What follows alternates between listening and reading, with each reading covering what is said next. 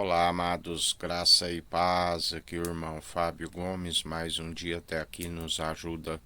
Aquele que não dormita e não tosqueneja, aquele que já dizia que ele era aquele que avisava, assim como avisa, ele é o mesmo ontem, hoje, sempre e eternamente, das coisas que haveria de suceder, e aqueles que nele depositam confiança não ficassem perplexos, porque na verdade não há nada que nos aparta do amor de Cristo, nem mesmo a morte não tem altura, profundidade, não tem o que há de vir, onde ele nos ensina as aflições momentâneas e passageiras que nos mantêm firmes e constantes a fim de sermos aprovados, uma vez que seu Espírito é pronto e experimentado em toda boa obra, e de geração em geração não há novidade, assim como ele não precisa de mais tempo para conhecer a índole humana, e assim ele nos ensina que haveria de suceder aquilo que o povo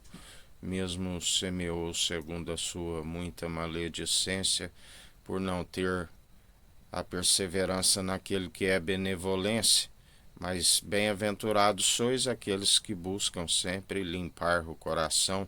e estar produzindo as boas obras que só são possíveis por meio do seu Espírito. Jamais ele vai adicionar um membro da meretriz ao seu corpo, mas aqueles que estão segundo a sua vontade são aqueles que fazem a vontade do Pai, que disse: Este é meu filho em que me regozijo, em que me comprazo, fazei tudo o que ele disser. E o Filho nos ensina que o Espírito é de ousadia, de intrepidez, de poder, de equilíbrio,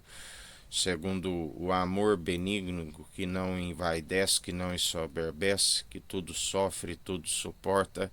e persevera, assim como os dons, ainda que sejam irrevogáveis e muitos receberam como que pecadores e já não se opera segundo o autor e consumador da nossa fé, em vão, ainda que falasse a língua dos homens e dos anjos, sem amor é como um prato que tine um sino que ecoa, ainda que oferte o próprio corpo a ser queimado. Os dons de profecias aniquilarão, tudo passará, mas a palavra diz que, ainda que tiver fé de transportar os montes, ainda que venda tudo que tens e doe aos pobres, lembrai-vos da piedade sempre como fonte de alegria, porque aquele que usa como fonte de lucro é um cego nu e miserável. Todavia exultamos na salvação, a alegria do Espírito, o nome escrito no livro da vida, aonde todo aquele que permanece com ele reina e governa segundo o reino dos céus, e a sua vontade é feita tanto no céu como na terra. Ainda antes que houvesse dia, eu sou, não há quem possa escapar das minhas mãos, operando eu, quem impedirá? Toda língua confessará que ele é o Senhor, todo joelho se dobrará diante dele. Alguns apartados eternamente e outros,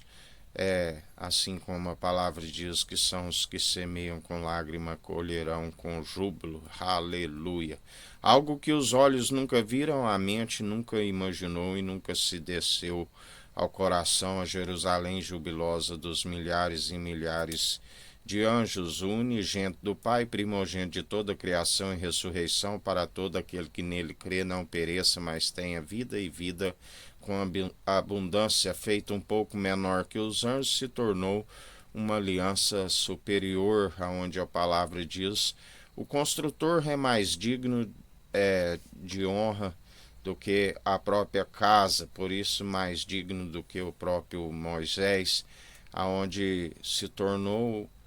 uma aliança entre os anjos, porque além de ser o unigênito, o único mediador entre Deus e homens, entre os anjos um é o que planta, o outro é o que colhe. Os anjos são os ceifeiros, aonde os ceifeiros com a ceifa se encherão de júbilo nas regiões celestiais. Por isso, permaneceis firmes e constantes, confessai a vossa fé publicamente de boca e demonstrai pelo vosso bom proceder que houve um entendimento, e o entendimento é desviar do mal. Que a graça do nosso Senhor e Salvador Cristo Jesus esteja convosco, assim como Ele está no meio de nós.